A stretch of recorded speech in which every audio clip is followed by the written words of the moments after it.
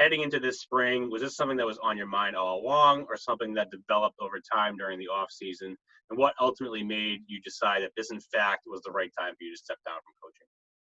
Whenever anyone had asked me about, so when do you think you're going to retire? I would say, I'll know it when the time comes. I will feel that, that maybe I just can't be the coach or have the amount of energy that is needed, at least for me anyway, to run the program.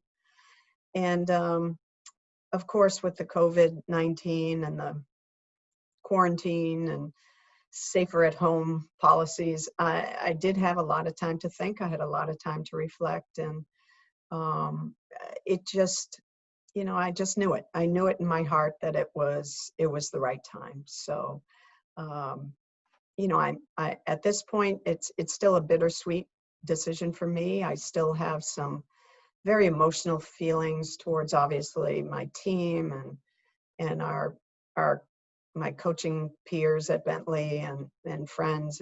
But you know what? I honestly feel that this is the right time, and it is the right decision for me. So how did it feel knowing that you were passing off the program to C. White, someone who has played for you 4 years and then also coached alongside you for almost 2 decades? Well, honestly, Mark, I don't think it could have turned out any better.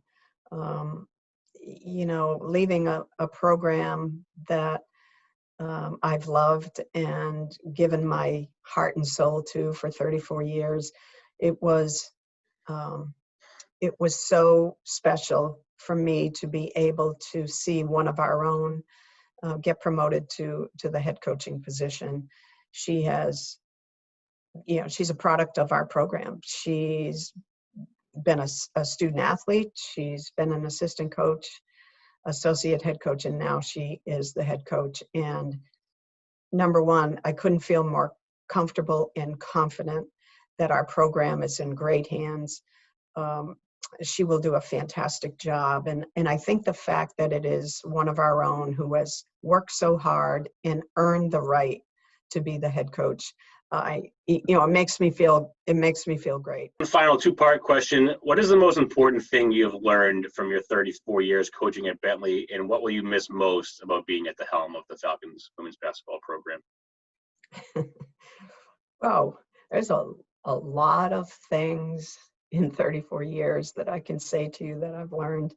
But honestly, what stands out to me as I step away is I've learned over those 34 years that it is as much about character development as it is about skill development. When you bring in, your student athletes and they become part of your program and part of your team, I think it's the culture that you develop and that kind of permeates through the team that is the most important thing. And if you can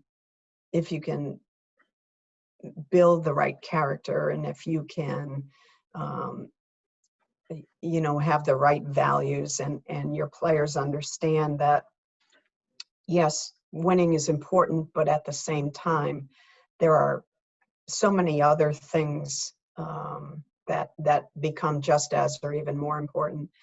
And when I was a young coach, certainly winning was probably and competition were the two things that were probably forefront in my mind. And as I got older and learned more, you got to have the right people. You have to have the right people in your program who believe in doing things the right way.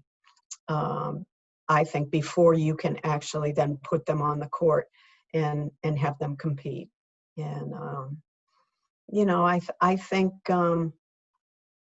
think I was better at that as in the latter years of my career, and not that I wasn't, not that I didn't care about that previously, but I think, I see how our players need so much more from us than just the X and O part of the game. And I think that we were there to give that to them and be there for them.